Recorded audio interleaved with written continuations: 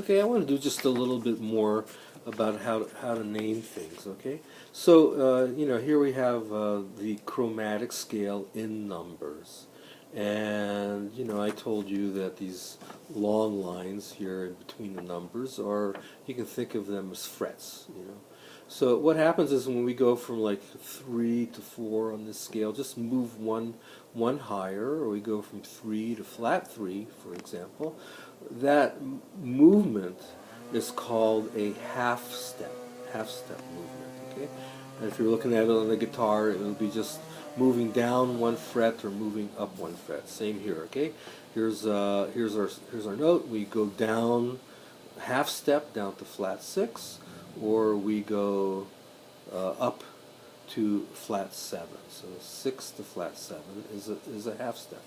If we do two notes up, or two frets motion, since we're doing a guitar course here, from flat 3 and we went to 4, that would be called a whole step.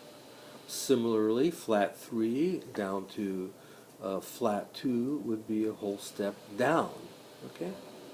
When we do 3 steps, so 3 down, down, down, up to 5, that's called a minor third. And similarly the other way, minor third up, 3 frets is called a minor third. And then going down 1, 2, 3, 3 notes down on our chromatic chart, that is a minor third down. Usually when we start using the names, like the flat name or the sharp name, most of the time we try to be very consistent. If we started naming things by the notes by their flat names, we would try to keep that nomenclature going throughout the entire piece of music. I mean, there's variations on that. Similarly, if we did the same thing with the sharps, we would try to stay with the sharps as much as possible. And there are exceptions, and we will tackle this further on down the road when we do some of these scales. Okay. So what happens is that musicians now have a choice of 12 notes in a chromatic scale. Well, music doesn't sound so good when you play chromatic music. I mean, people experiment with it, but scale, little clusters. We would pick, like, how would I say it the right way?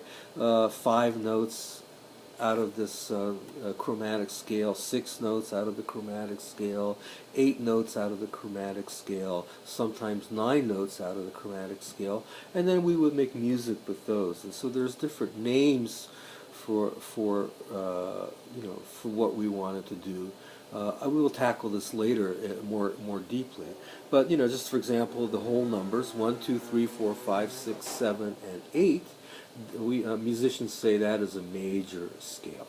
Okay, if I said a 1, 2, flat 3, 4, 5, flat 6, flat 7, and then the octave, and that's the game that we were going to play, I would tell my fellow musician, hey, let's play in natural minor.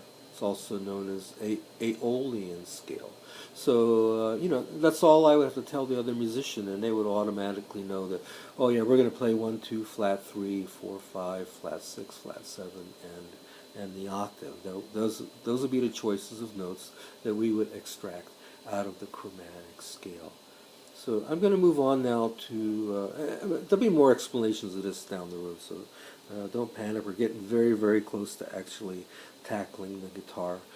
Next, I just want to teach you what I call alphabet soup, okay?